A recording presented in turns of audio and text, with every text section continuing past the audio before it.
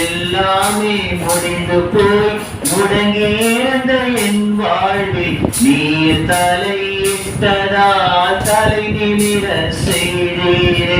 எல்லாமே முடிந்து போய் முடங்கி இருந்த என் வாழ்வில் நீர் தலையிட்டதால் தலை நிமிர செய்தீரே. எனக்கு ஒண்ணுதான் நீங்க துடிச்சிருவீங்க, உங்களை விட்டு நான் எங்க போவீங்க. எனக்கு ஒண்ணுதான் நீங்க துடிச்சிருவீங்க, எங்க போவீங்க.